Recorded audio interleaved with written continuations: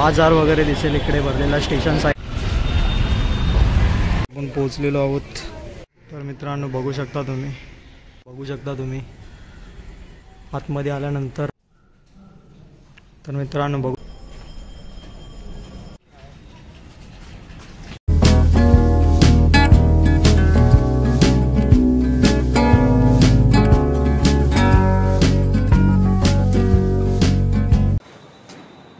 मित्रांनो स्वागत आहे आपल्या सूरज मुंडे ब्लॉगमध्ये. आता विरार स्टेशनला आम्ही आहोत. इकडनं आता चाललो आहोत जोगेश्वरी लेणीला. तर चला आपण जाऊया. या ब्लॉगमध्ये तुम्हाला लेणीविषयी थोडी माहिती वगैरे भेटेल. तर चला जाऊया. विरार स्टेशनवर आता ट्रेन पकडूया. मित्रांनो ट्रेन आपण पकडली आहे. आता चाललो आपण जोगेश्वरीला. चला जाऊया. ट्रेन घेसा. तर मित्रांनो आपण आता जोगेश्वरी स्टेशनला आलेलो आहोत. इकडनं आपण जाऊया. तर मित्रांनो बघू शकता तुम्ही ईस्टला उतरल्यानंतर बाजार वगैरे भरलेला आहे. इकडनंच 10 ते 15 मिनिटाच्या अंतरावरती लेणी आहे. तर चला आपण जाऊया आता. मित्रांनो ईस्ट साईडला जोगेश्वरी लेणी आहे. तर आपण चाललो आहोत. तर चला जाऊया. अगदी 10 मिनिटाच्या अंतरावर ही लेणी आहे. तर आपण चाललो आहोत. मित्रांनो कबूतर तुम्ही बघू शकता. पूर्ण कबूतर. आपण पोहोचलेलो आहोत. इकडनं प्रवेशद्वार आहे. प्रवेश केल्यानंतरच समोरच तुम्हाला वज्रेश्वरी देवीचं दर्शन होईल. दर्शन घेतलं आणि आम्ही पुढे निघालो. तर मित्रांनो बघू शकता तुम्ही खूप जुनी लेणी आहे. बघू शकता तुम्ही आतमध्ये आल्यानंतर पूर्ण असं जुनं मंदिर आहे.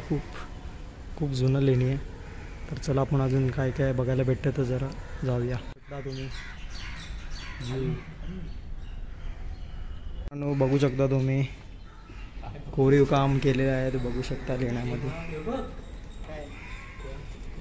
मुंबईमधील सर्वात जुनी लेणी आहे. त्यामुळे 520 ते 550च्या काळात ही लेणी बांधली गेली असावी. मित्रांनो जाऊया.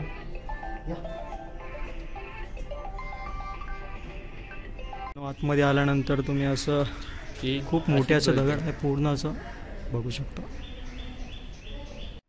सांगितलं होतं अरे आताच तर गेलो. कारण आतमध्ये आल्यानंतरच समोरच मंदिर आहे. तर मित्रांनो बघू शकता तुम्ही गणपती बाप्पाचं मंदिर आहे. गणपती बाप्पा मोरया.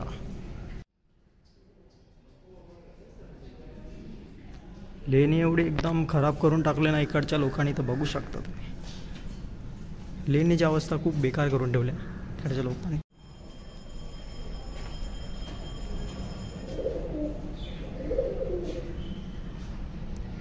लेणीचं वरून तुम्ही व्ह्यू बघू शकता. वरून तुम्हाला पूर्ण व्ह्यू बघायला भेटेल.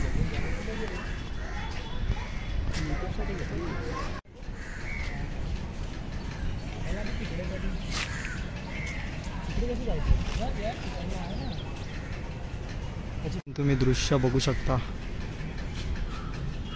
इकडे आजूबाजूला परिसरात राहतात मंडळी. पावसातून खूप सुंदर व्ह्यू दिसेल इकडे. दत्त मंदिर आहे. आपण चला जाऊया. दत्त मंदिर आहे. तर तनिष दत्त मंदिर आहे.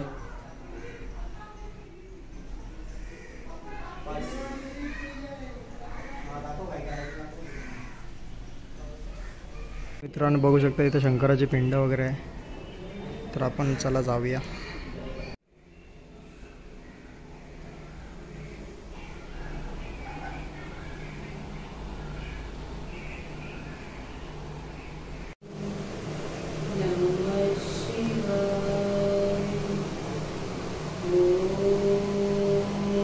तर मित्रांनो जोगेश्वरी देवी आहे. तर मित्रांनो आम्ही रिटर्न आता निघालोय.